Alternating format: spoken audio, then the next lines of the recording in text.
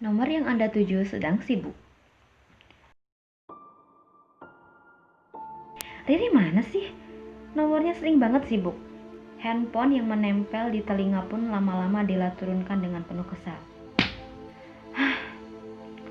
Semula bermula ketika Riri hilang komunikasi 1, 2, 3 sampai berbulan-bulan tak ada jawaban apapun.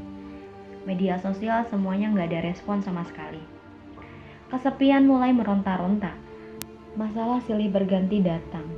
Teman baru, kuliah, keluarga, lingkungan, bahkan sahabat yang menghilang. Sudah cukup menguras tenaga Della saat ini. Terkadang ia pula menangis terseduh-seduh. Semua mulai mengkikis hatinya. Bahkan luka lama pun tergores kembali. Kenapa harus aku? Apalagi? Ujar Della sambil lirih. Setelah semua kau lakukan padaku, aku capek. Jerit pun mulai membuncah. Saat itu Della benar-benar kalang kabut. Feby yang satu kamar pun terheran dengan tak biasa Della berdoa di atas sajadahnya sambil menangis kesakitan. Del, nyebut atuh. Del, kamu kenapa sih? Bilang atuh sama aku, kamu kenapa? Ujar Feby. Feb, aku salah apa sih? Kenapa Tuhan jahat banget sama aku? Aku salah apa coba? Jawab Della sambil menangis.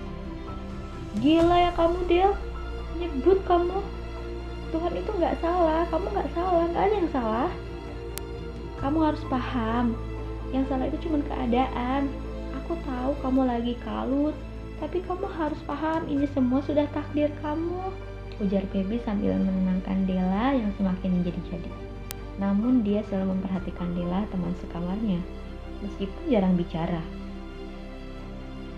Bahkan ia pun berbeda kelas di kampusnya. Hanya tegur sapa saja yang dia lakukan saat di kampus. Ia gak terlalu dekat, namun Feby punya rasa kepedulian yang tinggi. Dia peka terhadap permasalahan hidup Della. Kamu kenapa sih, Del? Bilang sama aku kan teman kamu. Ujar Feby sambil memegang kencang tangan Della. Maaf, Feb, aku malu sama kamu. Maafin aku. Sambil menyeka air mata yang membasahi pipi di mukena, Della keluar dari kamar dan menyendiri di bangku favoritnya, yaitu balkon kamar depan. Dalam hati, ya Tuhan, apalagi ini? Mengapa berani menutupi kelemahan dalam marah? Betapa bodohnya aku menangisi hal yang seharusnya aku lawan.